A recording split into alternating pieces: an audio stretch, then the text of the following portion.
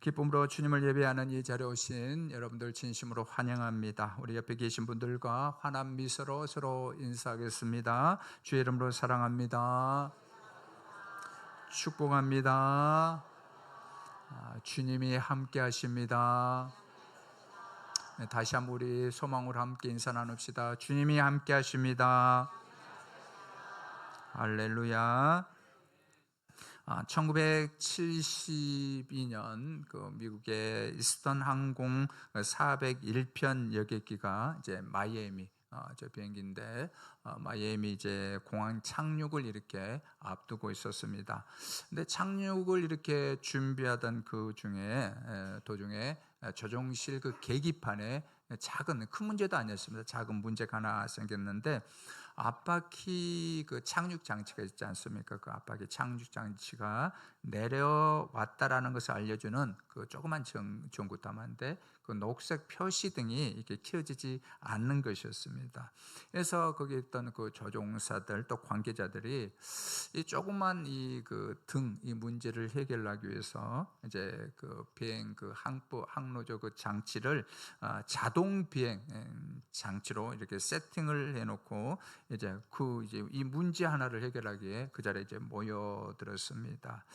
착륙 장치가 이제 실제로 이게 잘못되었는지 아니면은 앞바퀴 착륙 장치가 뭐 다른 것들이 잘못됐는지 단순한 어떤 그 표시등에 어떤 문제가 됐는지 이걸 좀 살펴보려고 했습니다.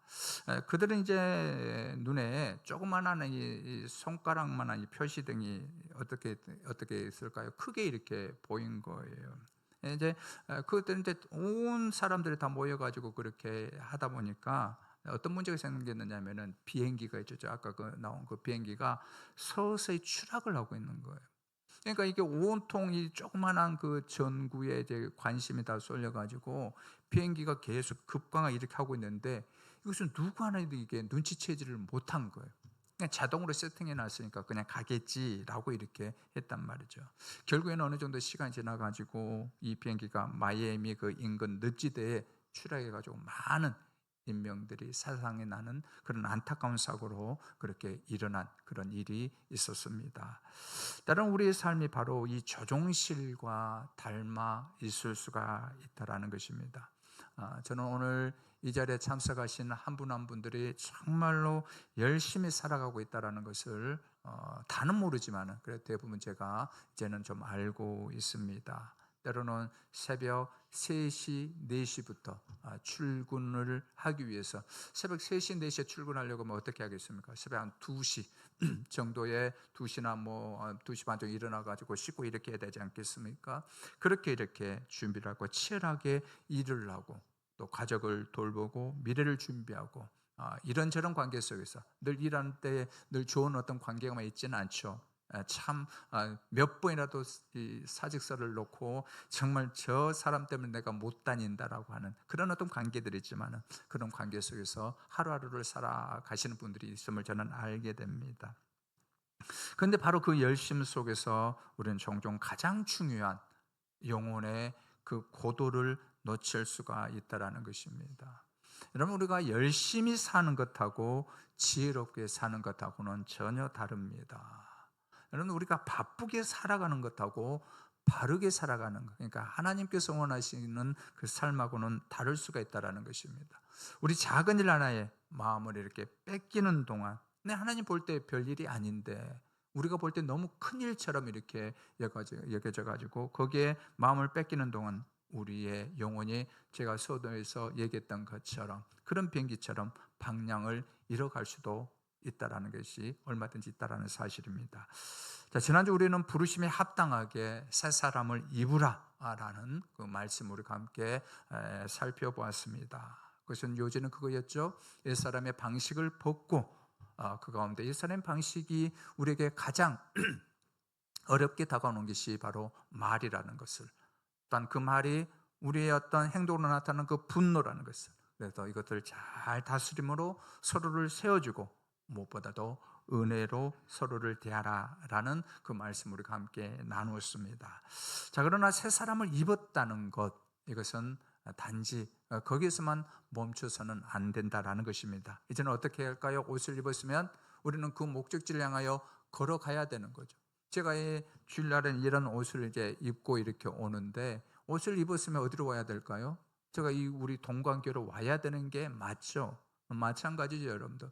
우리가 그 새 사람의 옷을 입었으면은 우리를 향한 그 목적지를 향하여 한 걸음씩 한 걸음씩 살아가야 되는 것입니다.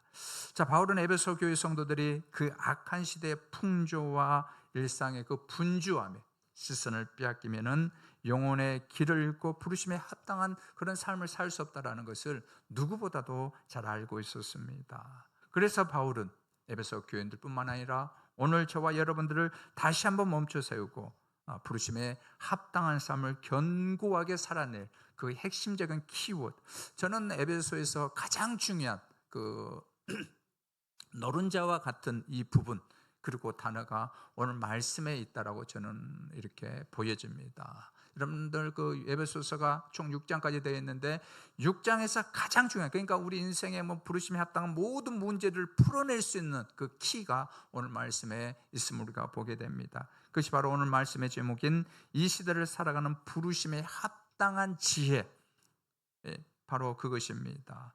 사랑하는 여러분, 오늘 이 말씀을 통해서 우리의 그 분주한 걸음이 주님 앞에서 다시 한번 정돈되어지기를 원합니다. 제가 금요 기도 때 말씀을 이렇게 드렸습니다. 우리 인생들이 왜 이렇게 혼란하고 어지러워지느냐? 그 뭐라고 했습니까? 우리의 진짜 왕을 누구로 섬기고 있느냐라는 거예요.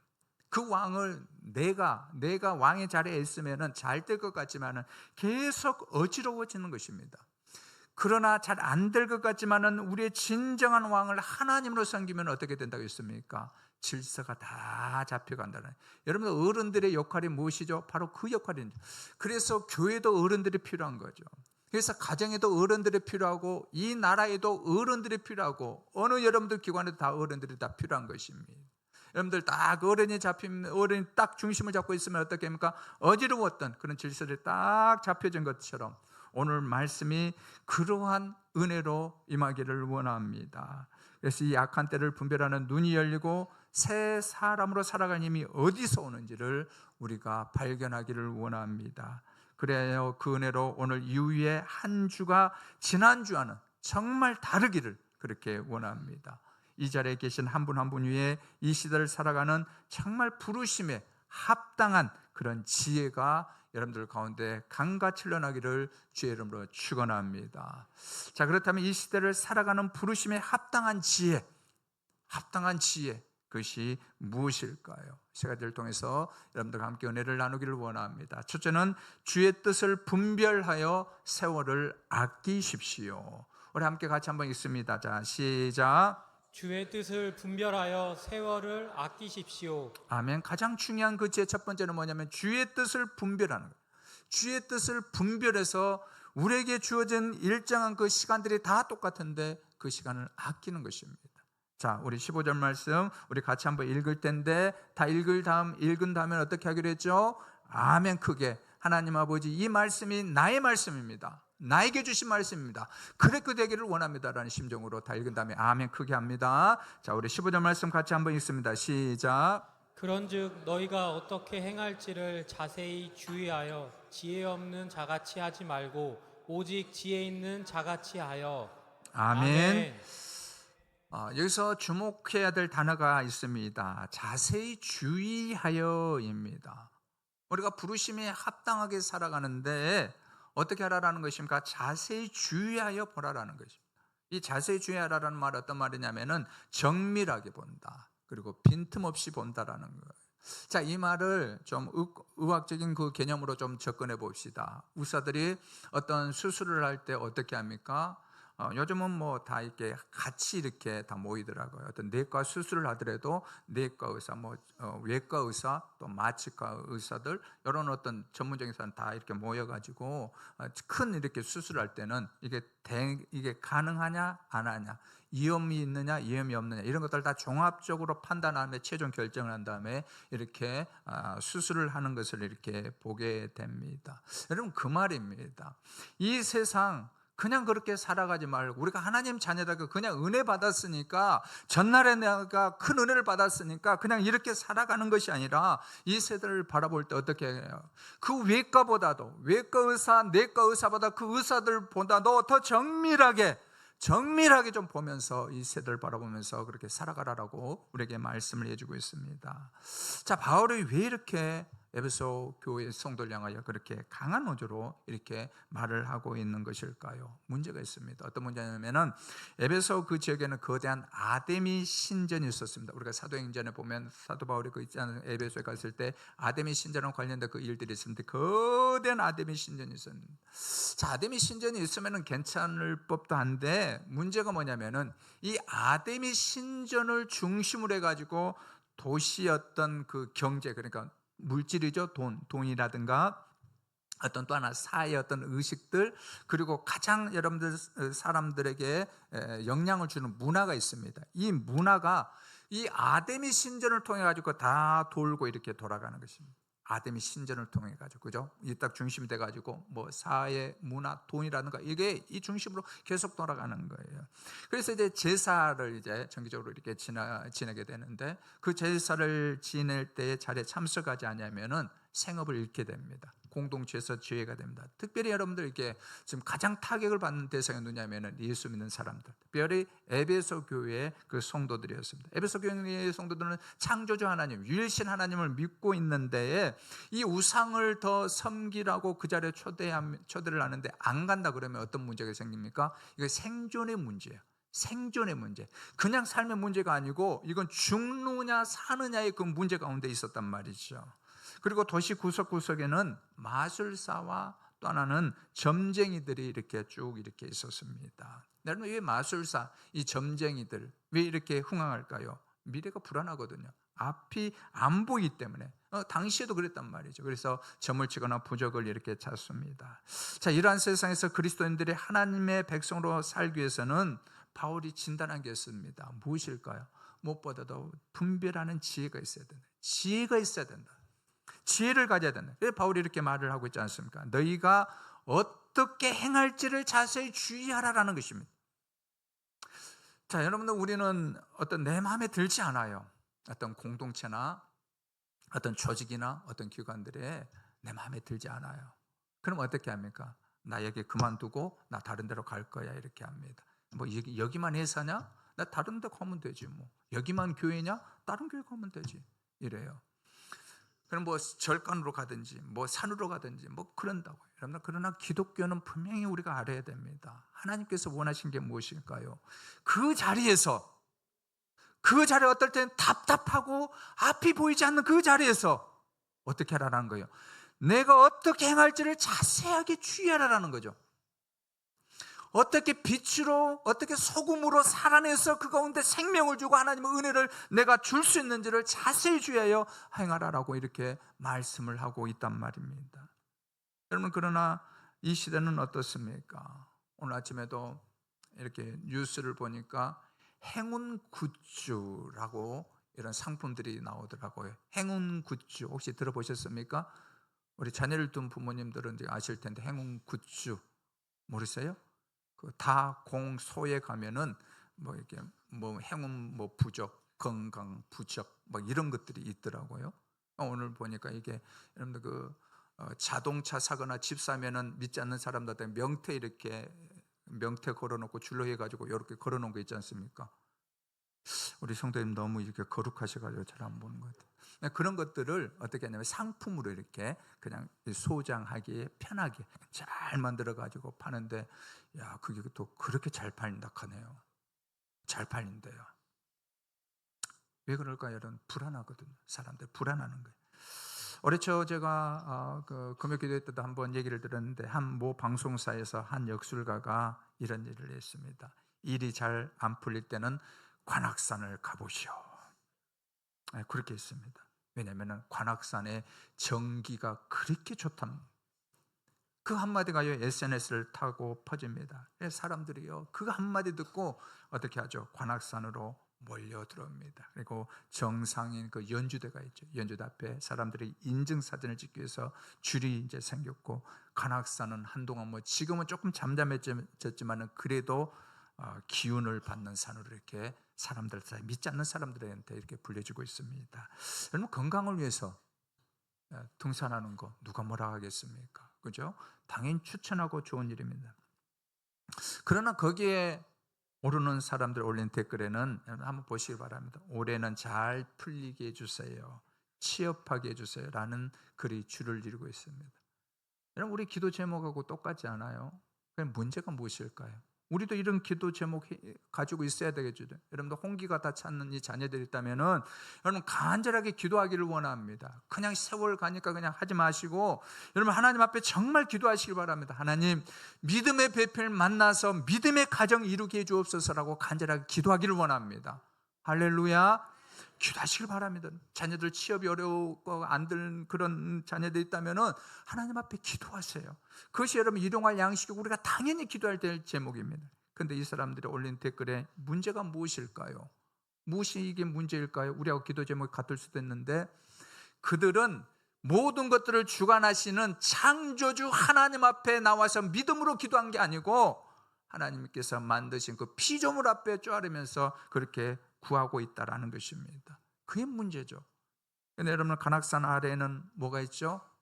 모든 학생들 그렇게 선망하는 S대학교가 있습니다. 우습지 않아요, 여러분들? 관악산에는 막 저 위쪽에는 전기를 받으려고 하고 밑에는 모든 지성이들이 가장 가고 싶어하는 S대학교가 있단 말이에요. AI를 연구하고 미래를 설계하는 그런 사람들이 모이고 있습니다. 맞지 않는, 여러분 이것이 무엇일까요? 그만큼 우리 인간들이 불안하다는 것입니다.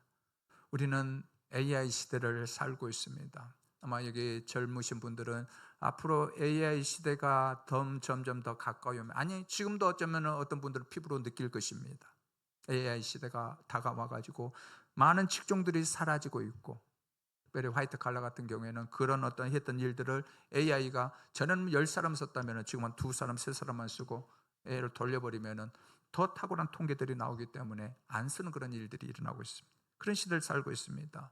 정보가 넘치는 그런 시대입니다. 그런데 시대는 달라졌지만은 에베소 사람들이 말술사와 여전히 점쟁이를 찾듯이 오늘 사람들도 운세와 보이지 않는 그런 힘을 찾아가고 있습니다. 자, 그래서 이 사도 바울이 우리에게 말씀하고 있습니다. 16절에 세월을 아끼라, 때가 악하니라. 여러분들 잘 기억하세요. 우리 주님 오실 날이 가까워 올수록 이 땅에서는 내가 이 땅의 이 지구상에 화평의 나라를 만들어주겠다라고 절대 말하지 않았습니다. 우리는 자꾸 이것을 잊어버립니다. 이 땅 가운데서 패러다이스, 여러분 좋은 천국에 이르려고 하는데 물론 그런 부분도 있지만 그건 국부적인 현상입니다. 절대 이루어지지 않습니다. 여러분들 이것이 정답입니다. 악하니라, 때가 악하니다라는 것입니다. 여러분 이스라엘 백성들이 광야를 걸을 때 한번 보시기 바랍니다. 하나님께서 그 백성들에게 매일 아침마다 택배로 제공해 준 것이 있었죠. 뭐죠? 만나를 매일마다 이렇게 새벽 배송으로 이렇게 저기 나와 있는 것처럼 이 새벽 배송이 여기서부터 나왔어요. 진짜로 새벽 배송, 그죠? 늘 하나님이 이렇게 다, 그러니까 성경을 잘 보면 다 지혜가 떠오른단 말이에요. 새벽 배송 이렇게 해줬단 말이죠, 만나로. 근데 중요한 것은 무엇일까요? 매일 정확하게 하루치였습니다. 딱 하루치만 줬습니다. 단 토요일 안식일 날 전에 금요일 날은 이틀치를 주었습니다. 왜냐하면 토요일 날 안식일 날 일을 하지 말도록 하나님께서 막으셨기 때문에, 그러면 금요일 날 이틀치를 준비를 해가지고 거두어가지고 먹을 수 있도록 이렇게 배를 했지, 다른 날들 하나님께서 딱 하루치만 이렇게 주었습니다. 만약 탐욕이 생겨가지고 또 다음 날 뭐 일들이 있어가지고 그냥 이틀치를 걸으면 어떻게 될까요? 썩어가지고 벌레가 생겼습니다. 남지도 않았습니다. 내일로 넘어가지도 않았습니다. 자, 그런데 여러분들 하나님께서 우리에게 시간을 주신 방식도 똑같습니다. 오늘은 오늘만 살 수 있습니다. 오늘 이 시간이 남았다 해가지고 내일로 이월할 수도 없는 것이고, 또 후회된 어제 일이 있어가지고 어제로 돌아갈 수가 없습니다. 하나님은 우리 모두에게 똑같이 24시간을 또한 86,400초를 동일하게 맡겼습니다. 여러분들 뭐 회사 기업 사장이라 해가지고 뭐 24시간 맡기고 직원이라 해가지고 20시간 맡기고 아니다는 거예요. 가난하다 해가지고 뭐 할 일이 없으니까 뭐 15시간 맡기고, 아니 또 바쁘니까 24시간, 전혀 아닙니다. 여러분들 똑같이 모든 이 지구상에 있는 모든 사람들에게 똑같이 24시간 86,400초를 동일하게 맡기셨다라는 것입니다. 그래서 세월을 아끼라라는 말은 하루를 효율적으로 쓰라라는 그런 말이 아닙니다. 무엇일까요? 오늘 말씀에 분명히 얘기해 주고 있습니다. 악한 시대가 빼앗아가라라는 그런 믿음의 순종의 기회를, 예배의 기회를, 사랑의 기회를, 회개의 기회를, 찬양할 수 있는 기회를 믿음으로 어떻게 단단히 붙잡아라라는, 단단히 붙잡아라 라고 말씀해 주고 있습니다. 그래서 바로 곧바로 17절에서 우리에게 말씀합니다. 자, 17절 같이 읽고 아멘 합니다. 시작. 그러므로 어리석은 자가 되지 말고 오직 주의 뜻이 무엇인가 이해하라. 아멘. 자, 우리가 세월을 아끼는 가장 탁월한 지혜가 여기 있습니다. 어떻게 세월을 아낄 수가 있는가? 어떻게 하나님께서 볼 때에 이런 말씀해 주면 너 정말 잘 살았다, 정말 잘 살았다, 우리가 하나님 앞에 다 서게 될 때 정말 애쓰고 정말 잘 살았다, 그 말을 어떻게 해준다는 것입니까? 주의 뜻을 알 때에입니다. 주의 뜻을 알 때입니다. 여러분들, 예수님 당시에 누구보다도 열심히 살았던 종교적인 그 사람들이 있었습니다. 우리 다 알고 있죠? 바리새인이었습니다. 그들은 율법을 잘 외웠습니다. 하루에 3번씩요 시간을 정해놓고 늘 그 시간에 맞춰서 3번씩 이렇게 기도했습니다. 심지어 열심히 있는 그 바리새인들은 일주일에 2번씩 금식을 했습니다. 그리고 밭에 있는 채소까지도 땄으면 거기에 11조를 하나님 앞에 들었습니다. 자, 예수님은 그런 모습, 이 바리새인들의 이 모습을 보시고 칭찬해 줬습니다. 절대 가볍게 여기지 말아라, 편애하지 말아라 라고 이렇게 말씀을 해줬습니다. 그런데요, 예수님이 그들의 가르치는 것과 그들의 삶, 그러니까 그들의 겉과 속이 다른 그들의 모습을 보고 아주 책망을 했습니다. 어느 정도 책망했느냐면 독사의 자식들아, 그 정도로 예수님이 책망을 했습니다. 왜 이들이 이런 책망을 받았을까요? 열심이 없어서일까요? 아닙니다. 그것은 뭐냐면은 하나님 아버지의 뜻과 마음을 전혀 몰랐기 때문에, 나름대로 열심히 한 줄 알았어요. 나름대로 이렇게 하면은 교회에 덕이 된 줄 알았어요. 나름대로 이렇게 하면은 사람들을 바르게 하나님께로 인도한 줄 알았는데 그게 아닌 거예요. 무엇입니까?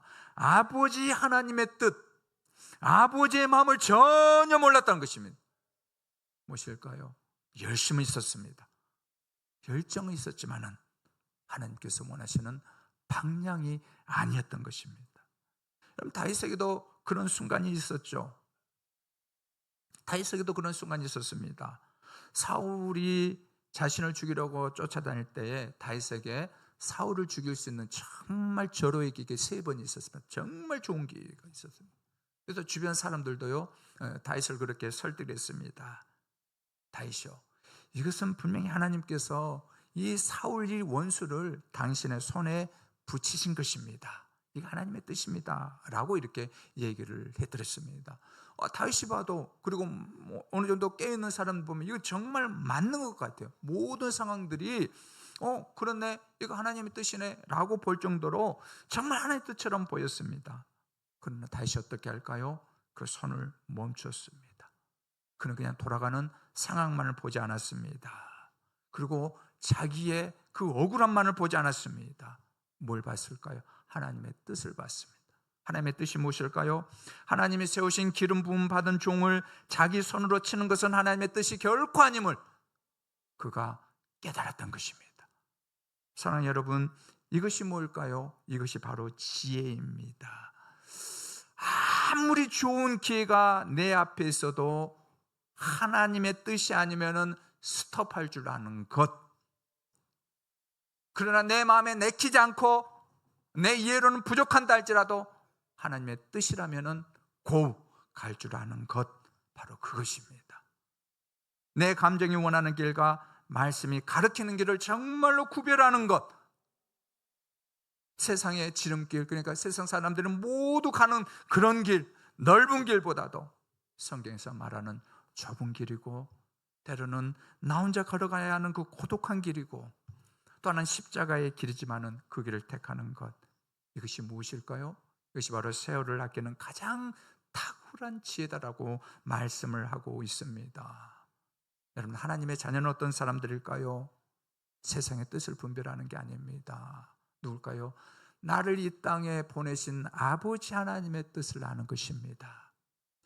나를 구원해 주신 아버지 하나님의 뜻을 아는 것입니다.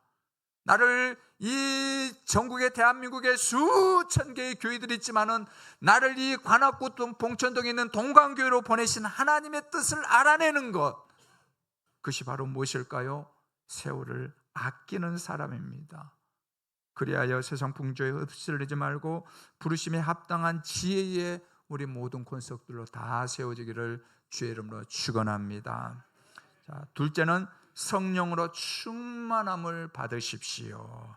우리 한번 같이 한번 읽어볼까요? 자, 시작. 성령으로 충만함을 받으십시오. 아멘.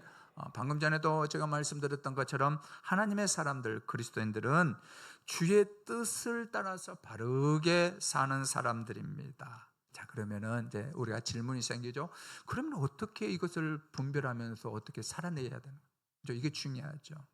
그래서 제가 서론에서 말했습니다. 오늘 말씀이 에베소 전체를 관통하는 말씀 중에 나오는 그게 단어가 있다고. 그게 뭐냐면은 바로 성령 충만함입니다. 사도행전에서도 여러분 성령 충만함을 누가가 그렇게 강조하고 있는데, 거기에 못지 않도록 교회가 하나 되고 부르심에 합당한 삶을 살려고 하면은 사도 바울이 정말로 있어서 강조하고 있는 게 뭐냐면 성령 충만함을 받아. 성령 충만해라라고 말씀하고 있습니다. 우리 17절을 함께 같이 한번 읽습니다. 시작. 술 취하지 말라. 이는 방탕한 것이니 오직 성령으로 충만함을 받으라. 아멘. 자, 성령으로 충만함을 받으라. 자, 이 부분을 우리가 조금 문화적으로 좀 이해해야 될 부분이 있습니다. 당시 에베소 사람들에게 술 취하는 것은 낯선 문화가 아니었습니다. 오늘 뭐 술 취하지 말라 해가지고 그러면 술 한 잔씩 마셔도 되겠네, 절대 그렇게 생각하지 마시길 바랍니다. 여러분, 우리 몸은 하나님께서, 주님께서 뭐라고 했습니까? 내 몸이 거룩한 성전인 줄 알지 못하냐라고 했어요. 술 한 잔 마시고 뭐 주님 안 보이시니까 그냥 오고, 여러분 절대 그렇게 하지 마세요. 그건 뭐 지금 뭐 드러나지 않지만은 언젠간 다 드러나요. 여러분들 절대 그렇게 하지 않기를 원합니다. 자, 넘어갑니다. 술 취함은 낯선 문화가 아니었는데, 포도주의 신 디오니소스라는 그 신이 있었습니다. 이 문화에 이제 있어가지고 술을 먹는 것, 취하는 것은 단순히 여러분들 오늘날 이 세상 사람이 하는 것처럼 흥청망청하는 그런 쾌락이 아니었습니다. 뭐였느냐면은 술을 마시는다, 술을 취한다, 이것은 뭐냐면은 자기들이 섬기는 그 신에게 사로잡히는 영적인 것으로 여겼단 말이죠. 그래서 이런 말이에요. 취해라, 그리하면 우리가 믿고 있는 신이 너희를 채운다라는 것입니다. 취해라, 그러면 신이 너를 채운다라고 생각했습니다. 그래서 바울은 어떻게 합니까? 그 거짓 충만에 맞서 가지고 참된 충만, 우리를 살리고 우리를 복을 주고 우리를 정말 진리의 길로 이끄는 그 참된 충만이 무엇인지를 우리에게 분명하게 말씀해 주고 있습니다. 애타는 심정으로 술에 취해 너 자신을 잃어버리지 말라라는 거죠. 거짓 충만에 너희 영혼을 절대로 맡기지 말라. 너를 채우고 다스려야 될 분은 술이 아니라 성령님이라고 말씀을 해주고 있습니다. 자, 그래서 18절에 보면 방탕한 것이라고 했는데, 이 방탕한 것은 뭐냐면 막 주정하고 술주정하고 그런 말이 아니고 구원의 방향을 잃은 낭비된 삶의 모습을 가르치고 있어요. 방탕한 것. 그래서 술 마시지 말라는 거예요. 여러분, 술 마시고 취하면 어떻게 한다는 거예요? 그걸 뭘 보여주고 있습니까? 내가 구원의 방향을 잃어버리고 내가 세상 길로 가고 있네. 그걸 스스로 보여주고 있는 거예요. 그걸 말해주고 있는 것입니다. 영국의 20세기에 탁월한 설교했던 마틴 로이드 존스 목사님이 계신데, 저분이 계시는데 이분이 의사였습니다. 의사에서 이제 부르심을 받고 목회를 이렇게 해가지고 엄청난 영국의 그 말씀으로 이렇게 붕을 일으켰던 분인데, 근데 의사였으니까 술에 대해서 너무나 잘 알고 있지 않겠습니까? 이분이 이랬습니다. 술은 본래 촉진제나 각성제가 아니라 사람을 억제하고 마비시키는 역할을 한다라고 이렇게 말을 했습니다. 그러니까 뭘 마비시킬까요? 자율성, 판단력, 통제력, 분별력, 사고력, 결정력을 어떻게 다 마비시켜 버립니다. 그래서 어떻게 하면 내가 누군지를 몰라요. 내가 어디로 가야 되는지 모릅니다. 무엇을 그만둬야 될지 통제하지 못해가지고 그 어려운 결과를 나타내게 하는 것, 이게 바로 술이라는 것입니다. 여러분 3년 동안 예수님을 따라다녔지만 성령 받기 전에 제자들 한번 잘 보시길 바랍니다. 그들은요 가장 위대한 설교자였던 예수님 곁에서 설교를 들었습니다. 그리고 기적을 보았습니다. 부활하신 주님도 봤습니다. 그런데 그렇지만은 유대인들의 그 핍박과 조롱이 무서워가지고 부활하신 주님이라는 소식을 들었지만 문을 닫고 여전히 숨어 있었습니다. 그러나 오순절 120명이 다락방에 모여서 함께 간절히 기도했을 때 성령이 맞아 그들은 완전히 달라졌습니다. 닫았던 문을 열어두었습니다. 숨었던 사람들이 거리로 나갔습니다. 예수님을 부인했던 그 베드로가 예루살렘 한 복판에서 어떻게 합니까? 죽으면 죽으리라라는 심정으로 십자가와 부활을 선포했습니다. 여러분 한번 보시기 바랍니다. 상황이 달라졌습니까? 사람이 달라졌습니까? 아닙니다. 무엇으로요? 성령으로 충만함을 받게 되자 그런 놀라운 일들이 일어나게 됐습니다. 여러분 성령으로 충만하라 라는 말은 뭐냐면은 성령께서 나를 채우시게 하라라는 것입니다.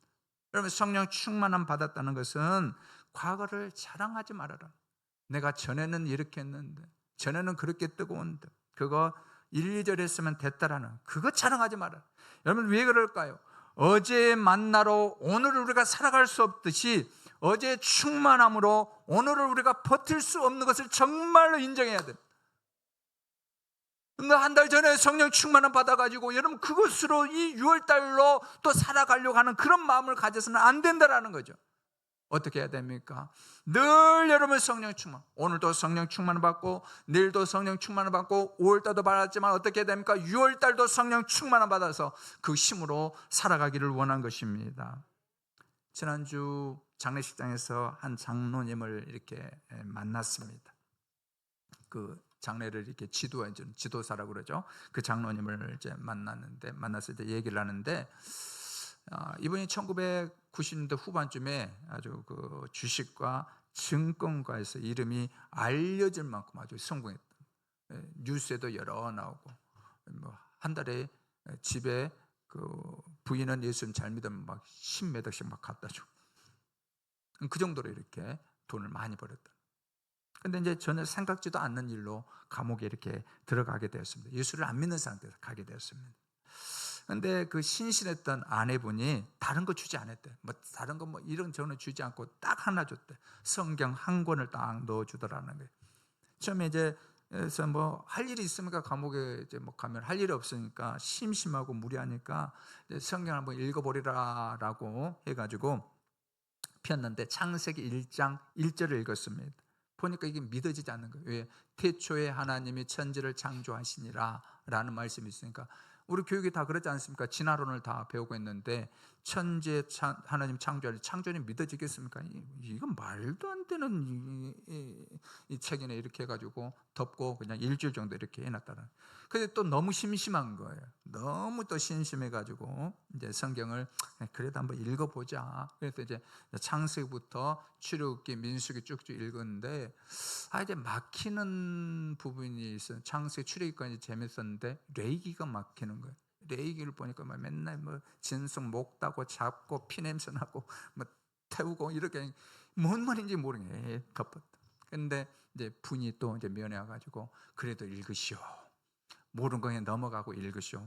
그러다 보니까 이게 또 재밌어지는 거예요. 요사 막 가고 사무엘상하 가고 막 시편 가고 너무 재밌어요. 근데 또 막히더래요. 어디가 막혔느냐면은 이게 선지서에 가가지고 확 또 막히대. 이게 뭐 봤다 들었다 뭐 이렇게 하니까 뭔 말인지 모르. 그래도 또 분이 와가지고 그냥 읽으시오. 또 읽었습니다. 그러면서 또 이제 마태복음 또 마가 이거 가니까 또 이게 읽어지더라고요. 그러는데 그 읽으면서 모르는 가운데 있었지만 계속 읽다 보니까 이분이 은혜를 받은 거예요. 은혜를 받아가지고 그러면은 이제 성경을 한번 쓰자. 부인이 또 권면했어요. 여보, 성경 한번 써보시라고. 쭉 써봤는데 그 감옥에 있는 동안 성경을 3번 썼다.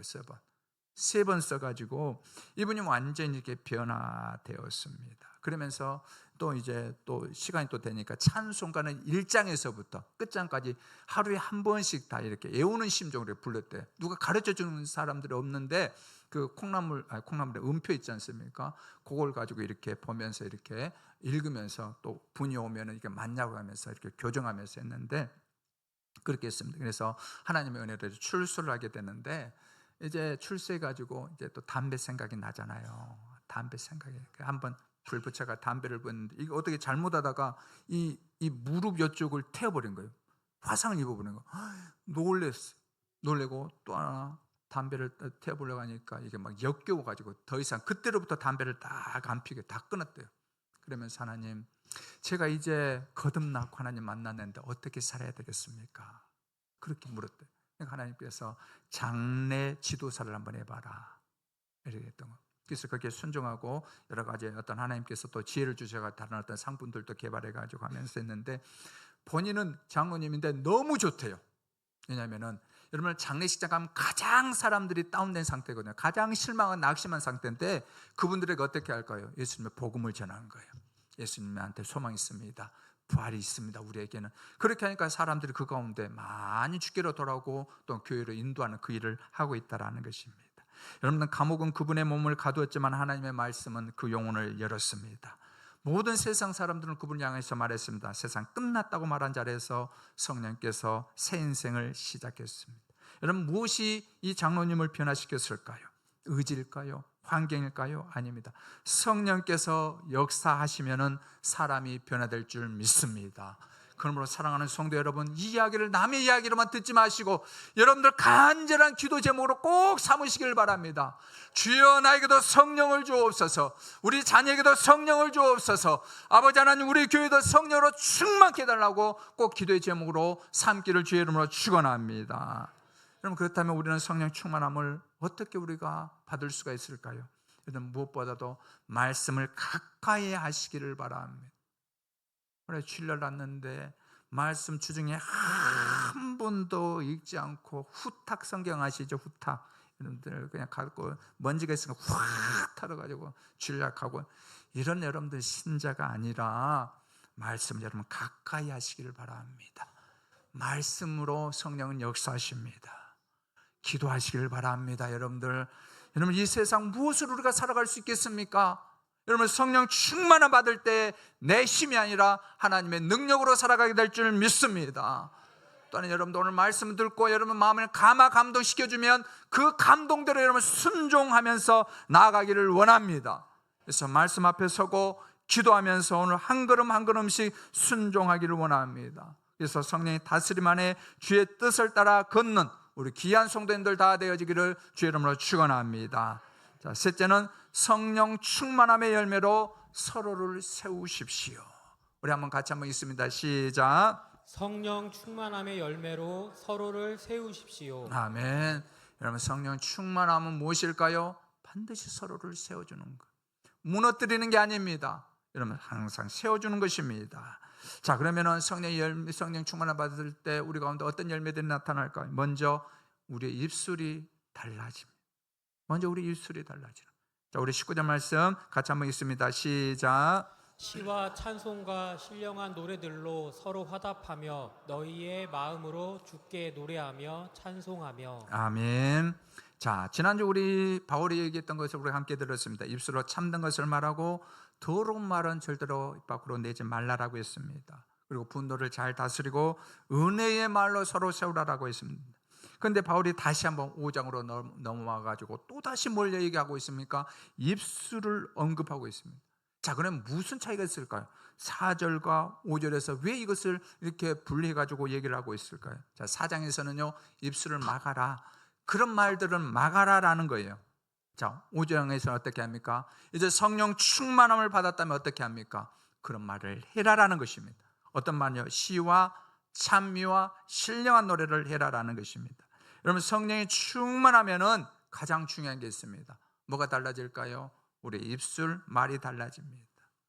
전에는 서로 모이면 헌담하고 비난하고 독한 마음으로 말했는데 그것은 성령 충만한 열매가 결코 아닙니다. 성령 충만하면 어떻게 할까요? 내가 어떻게 저 연약한 사람의 믿음을 세워줄까? 어떻게 저 낙심한 사람의 마음을 이뤄줄까 기도하면서 말을 하게 됩니다. 이것이 바로 신령한 노래들로 시와 찬송으로 노래하는 것입니다. 여기에 보면 19절 보면 중요한 말이 있습니다. 서로 화답하며 주께 노래하며 찬송하며. 자, 이 두 가지 곧 나오고 있죠. 서로 어떻게 화답하고 또 하나 주께 노래하며 찬송하라. 이게 무엇일까요? 성령 충만하면은 두 방향으로 흐르게 된다라는 거예요. 어떻게 해요? 서로 있는 우리 지체들에게는 위로하고 격려하고 세워주고 칭찬하면서 그렇게 흐르고, 또 하나는 성령 충만하면 어떻게 위로 흐르는데 하나님께로 흐르게 되는데 뭐가 흐른다는 거죠? 찬송하고 예배로 흐르게 된다라는 것입니다. 이것이 무엇일까요? 우리가 성령 충만하면 우리 입술이 달라지는 거예요. 그 다음 두 번째는, 성령의 열매 두 번째는 무엇일까요? 우리 시선이 달라집니다. 우리 시선이 달라진다. 우리 20절 말씀 같이 읽고 또 아멘 합니다. 시작. 범사에 우리 주 예수 그리스도의 이름으로 항상 아버지 하나님께 감사하며. 아멘. 자, 여기 20절 보면은 중요한 단어가 있는데 한번 보세요. 어떤 거냐면 범사 그리고 항상입니다. 자, 감사라고 그랬는데 어떻게 알아? 범사에 감사라. 감사라고 했는데 어떻게 항상 감사라. 내 마음이 좋을 때는 감사하고 내 마음에 안 들면 불평하고, 내가 원하는 대로 됐으면 감사하고 내 원하는 대로 안 되면 불평하고 아니고, 어떻게 모든 것들을 주관하시고 모든 것들을 다스리시는 하나님께서 역사하고 계시니 합력하여 선을 이루실 것이니 어떻게 하는? 범사에 항상 감사해라. 최근에 눈 수술을 하신 어떤 분과 통화를 하다가 제가 깨달은 것이 있었습니다. 근데 그분이 이제 눈 수술을 해가지고 이 세상이 확 밝아지니까 처음에는 너무 좋더래요. 근데 이제 집에 와서 이렇게 보니까 또 저것도 누구 얘기다 그렇게 좀 하지 마시고 좀 들어보세요. 자, 꼭 여러분들 꼭 그래요. 누구 그래 누구 그게 중요한 게 아니에요. 자, 들어보세요. 자, 그 밝아진 눈을 가지고 집에 와서 이렇게 보니까 분명 청소를 했는데 먼지가 있고 뭐 이곳저곳에 보이더라고요. 먼지가 뭐 이곳 뭐 저것들이 이렇게 보여가지고 자꾸 그 먼지를 보면 신경이 쓰이고 자꾸 이렇게 눈길이 이렇게 간다라는 거예요. 그때 제가 이런 말을 했습니다. 하나님께서 우리 눈으로 잘 보게 하신 것도 감사하지만은 때로는 적당하게 안 보이게 해주신 것도 감사도다. 여러분 그렇지 않습니까? 여러분 한번 생각을 해보세요. 여기 있는데 여러분 눈 확 밝아져가지고 나에 있는 모든 것들 다 보여. 영안이 확 띄어져가지고 우리의 막 허물들이 보이고 뭐 이런 것들 보이면 이게 진짜 좋은 게 결코 좋은 게 아닙니다. 적당하게 보이게 해주시고 적당하게 가려주시고 적당하게 들리게 해주시고 적당하게 안 듣게 해주신 거 여러분 감사함으로 나가기를 주의 이름으로 축원합니다. 여러분 그래요. 감사는요 성령 충만한 사람의 시선입니다. 성령 충만하면 우리의 눈들이 어떻게 될? 감사의 시선으로 바뀌게 됩니다. 그래서 그럼에도 감사하시고 그리 아니하실지라도 감사하시고 그래도 감사하는 일들이 우리 가운데서 꼭 넘쳐나기를 주의 이름으로 축원합니다. 자, 마지막으로는 우리 관계가 달라집니다. 자, 21절 우리 같이 한번 읽습니다. 시작. 그리스도를 경외함으로 피차 복종하라. 아멘. 자, 어떻게 하라고요? 마지막 열매인데 피차 복종이라. 상대가 힘이 있고 높은 자리에 있고 강해서가 아니고 체면이 아니라 어떻게 해요? 우리가 그리스도를 믿지 않냐? 우리가 예수를 믿지 않냐? 우리가 한교를 다니고 있지 않냐? 그게 경외거든요. 하나님을 경외한다는 뭐 두렵고 떨림으로, 다 보고 계시는 주님이 계신 두렵고 떨림으로. 그래서 어떻게? 피차 경외하라라고 말씀을 하고 있습니다. 이것이 무엇일까요? 성령 충만의 열매로 서로를 세워주는 것입니다. 사랑하는 여러분, 우리는 언젠가 이 세상을 다 떠나 하나님 앞에 서게 될 것입니다. 우리가 돌아갈 목적지가 있기 때문에 우리는 그렇게 세상을 흥청망청 살아가는 사람들이 아닙니다. 우리에게 선물로 주신 그 시간을 아껴야 되는 것입니다. 주의 뜻을 잘 깨닫고 분별하고 아껴야 되는 것입니다. 그것이 무엇일까요? 나에게 주신 소명을 깨닫는 것이죠. 나에게 주신 사명, 나에게 주신 직분을 잘 깨닫고 감당하기 위해서 하나님 앞에 늘 구하기를 원합니다. 하나님, 저는 연약하고 부족한데 성령으로 충만한 주십시오. 하나님 성령으로 충만함 주십시오. 그렇게 구하면서 나가기를 원합니다. 그 열매로 우리가 모두 다 지혜롭게 살다가 주님 품에 행복하게 안기는 그런 복된 인생들이 다 되어지기를 주의 이름으로 축원합니다.